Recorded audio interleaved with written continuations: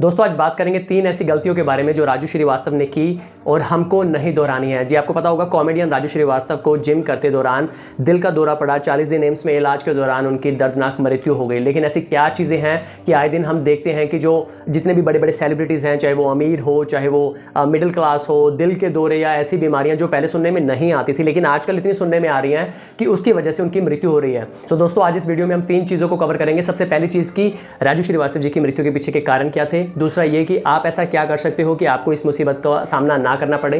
तीसरा ये कि सरकार जाने अनजाने में कैसे इस चीज़ में शामिल थी और सरकार कैसे हमारी सहायता कर सकती है इस चीज़ से बचने के लिए। आपको पता है कि राजू श्रीवास्तव के दिल में 9 बार स्टंट डल चुका था, 9 बार स्टंट डल चुका था और जब ये दौरा पड़ा तो 10वीं बार जो है डॉक्टरों ने स्टंट डालने की उस पर कोशिश की। 40 दिन के इलाज के दौरान उनकी एम्स हॉस्पिटल में मृत्यु हो गई। अब यहाँ सबसे बड़ा रीज़न ये खड़ा होता है कि हम एलोपैथिक दवाइयों पे इतने डिपेंड हो चुके हैं, इतना उन पे निर्भर हो चुके हैं कि कुछ भी सिर दुखता है, कुछ भी दर्द होता है, कुछ भी छोटा मोटा इलाज है, एलोपैथिक एलोपैथिक एलोपैथिक।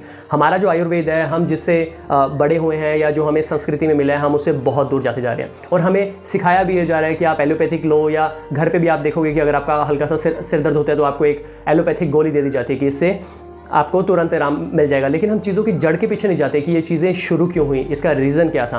तो सबसे पहला जो मैं रीज़न मानता हूँ कि राजू श्रीवास्तव जी की जो गलती थी कि एलोपैथी इलाज के ऊपर ज़्यादा डिपेंडेंट रहे। 9 बार स्टंट डलना मतलब दिल को तो बिल्कुल पूरी तरीके से छल्ली कर दिया होगा और 10वीं बार वो जो स्टंट डलने जा रहा था, 40 दिन के इलाज के दौरान उनकी मृत्यु हो गई। दूसरा मैं सबसे बड़ा जो रीज़न ये मानता हूँ कि सबसे ज़्यादा जो हम आजकल सो कोल्ड लाइफस्टाइल को लेकर चलते हैं कि लाइफस्टाइल हमारा ऐसा है, लाइफस्टाइल की वजह से हम ऐसी डाइट लेंगे, उसमें कार्ब्स नहीं खाएंगे, उसमें फैट नहीं खाएंगे। दोस्तों आपको ये बात समझनी पड़ेगी कि बॉडी को हर एक चीज़ की रिक्वायरमेंट है। आपकी बॉडी को गुड कार्ब्स चाहिए, आपकी बॉडी को गुड फैट्स चाहिए। आप बिल्कुल उस चीज़ को बंद नहीं कर सकते हैं। और मेरा जिम ट्रेनर से भी रिक्वेस्ट है कि जब आपके पास कोई स्टूडेंट आता है या कोई बड़ी एज के लोग आते हैं तो आप उनसे एक बार मेडिकल कंडीशन के बारे में ज़रूर पूछ लिया करें।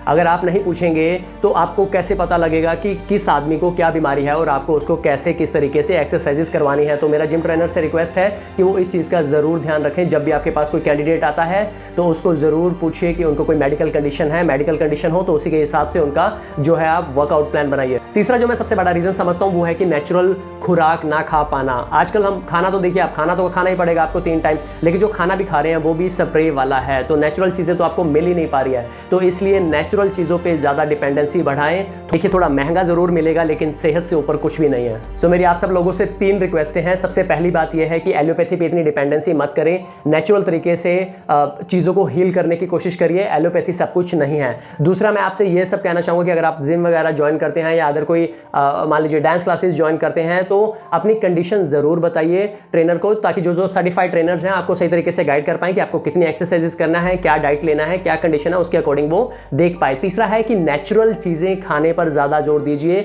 नेचुरल चीज़ें थोड़ी महंगी ज़रूर होंगी लेकिन ये है कि हेल्थ से ऊपर कुछ भी नहीं है। हेल्थ है तो वेल्थ है। सरकार का इसमें मैं डायरेक्टली और इनडायरेक्टली रोल इसलिए समझता हूँ बिकॉज आप देख रहे होंगे कि कोरोना के दौरान आयुर्वेदा हमारा कहता रहा कि मैं ये इलाज कर सकते हैं, हम ये इसको नेचुरल तरीके से इलाज इसका कर सकते हैं या हमें एक मौका दिया जाए हम कर सकते हैं, लेकिन नहीं।